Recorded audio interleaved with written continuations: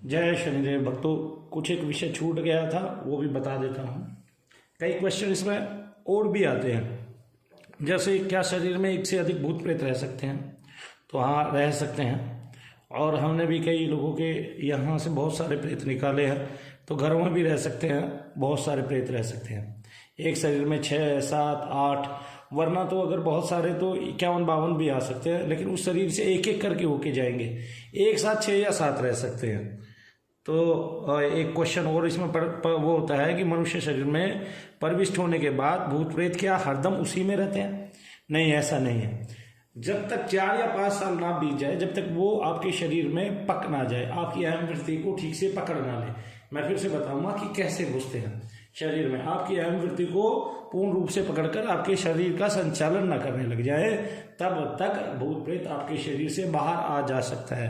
क्योंकि ये बहुत ही सूक्ष्म है और कहीं भी आने जाने में सक्षम है, तो इसलिए बहुत दूर दूर तक की यात्रा आपके शरीर से निकल के करके आ सकता है और अपने तत्व फैला सकता है आपके परिवार के अन्य सभी सदस्यों में। तो उनके अंदर भी ये रह सकता है। मैं जो बातें बता रहा हूँ ये बहुत ही गूढ़ भी है, गंभीर भी है। इनको समझने के लिए समय भी चाहिए होता है, और वो समय मैं आपको दे रहा हूँ। और ये सारी बातें आपको जाननी चाहिए। अकेले विश्व में इस समय जो काम कर रहा हूँ मैं, वो बहुत ही जो है बहुत ही मार्मिक विषय है मेरा, और बहुत ही संतुलित होकर काम कर रहा हूँ। और आपको बताऊंगा कि हमारे में और दूसरों में भूत प्रेत के निकालने में क्या अंतर है। तो अब इसमें कई और क्वेश्चन आते हैं, जैसे मृगी रोग वाले और प्रेत बाधा वाले जो मनुष्य है उनके लक्षण एक समान दिखाई देते हैं, अतः उन दोनों की अलग अलग पहचान कैसे हो? तो जिनको मृगी रोग या मूर्छा होती है, तो मूर्छा वाले को, उनको जो है मृगी रोग वाले को हमेशा मूर्छा होती है और वे काफी देर तक अपने होश में नहीं आते हैं। तो इस तरह से और जबकि प्रेत वाला जो है वो कुछ ना कुछ भटकता ही रहता है। मृगी रोग वाले व्यक्ति में तो एक ही जीवात्मा रहती है, पर प्रेत बाधा वाले में तो जीवात्मा इकाई हो गई। अब जीवात्मा इकाई होगी तो वो समय समय पे आके कुछ ना कुछ बोलती रहती है और तंग करती रहती है, इस तरह से। हाँ, प्रेत बाधा वाला जो व्यक्ति है वो दवा से कभी ठीक नहीं होता है, जबकि मृगी रोग वाला दवा से ठीक हो जाएगा। अब एक क्वेश्चन आता है कि जो भूत प्रेत की बाधाओं को ठीक किया करते हैं, ऐसे तांत्रिकों की मरने के बाद गति क्या होती है? पहली बात तो मूलतः सभी लोग जो है वो किसी ना किसी के जरिए ही प्रेत बाधा को दूर करते हैं। जैसे बहुत सारे अपने गुरुओं के जरिए करते हैं, उनके गुरु मरने से पहले यही तंत्र क्रियाएं करते थे, और तंत्र के जो है ना विशिष्ट साधन किया करते थे।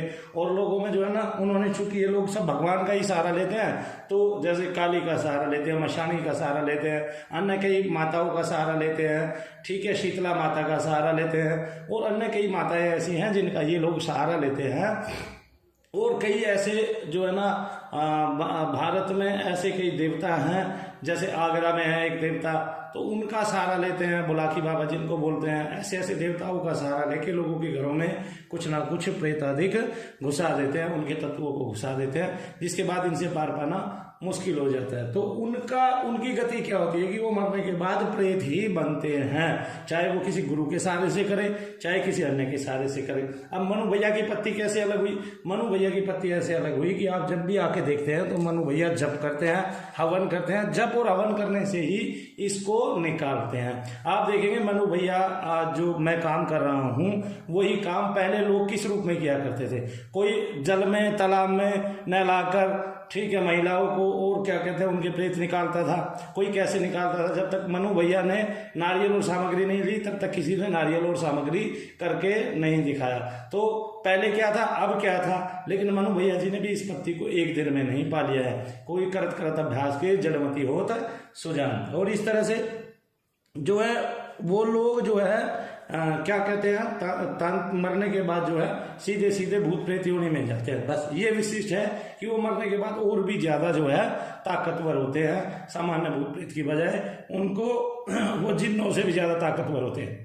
ऐसे बहुत सारे महात्मा जीते जी भूत प्रेत का काम करते हैं, मरने के बाद वे सारे के सारे महात्मा प्रेत ही बन जाते हैं, और फिर लोगों पे जो है ना, लोगों को पकड़ पकड़ कर दुखी करते हैं। तो इसमें एक विषय और मैं आपको गंभीर है वो बता देता हूँ। विषय क्या है? विषय ये है कि प्रेत आपके शरीर में कहाँ से घुसता है, ठीक है, मूल रूप से, और कैसे वो आपकी पकड़ करता है। सबसे पहले प्रेत जो है, जैसे शरीर के तो किसी भी हिस्से से घुस जाता है, जो 10 द्वार है उनमें से किसी भी हिस्से से घुस जाएगा, ताकतवर प्रेत होगा।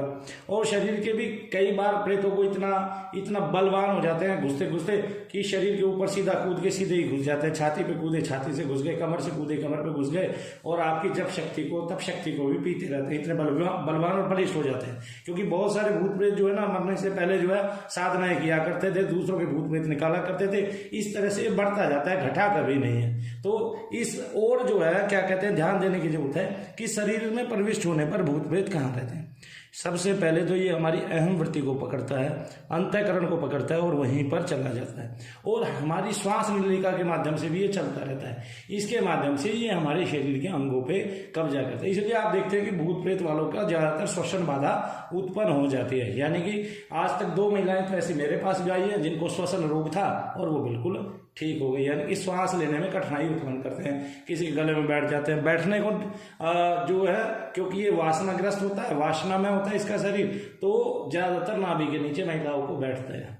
तो अब एक क्वेश्चन हो रहा था, महिलाओं को प्रेत बाधा ज्यादा क्यों होती है, व्यक्तियों को कम क्यों होती है? क्योंकि यहाँ पर जो महिलाएं हैं, देखो सबसे पहली बात तो माताएं बहनें जो भी है, इनके शरीर में जो काम शक्ति होती है वो बहुत कम समय के लिए होती है। जहां बच्चे उत्पन्न हुए 60 साल की उम्र तक के लिए होती है, लेकिन जो व्यक्ति का शरीर है, आदमी का शरीर है, महिलाओं से 10-10 साल बड़े जो उनके पति होते थे वो इसलिए होते थे क्योंकि उनकी काम वासना ज्यादा अधिक समय तक रहती है और इनकी कम समय तक रहती है। तो वो 10-10 साल बड़े होते थे, लेकिन ये उग्र हो जाते हैं और जब प्रेत योनि में आते हैं तो ये वासना जो है इनकी क्षय तो होती नहीं और बढ़ती चली जाती है और महिलाओं की नाभि के नीचे बैठते हैं और उनको वही महसूस होता है जैसे कोई उनके साथ रेप कर रहा होता है, बलात्कार कर रहा होता है।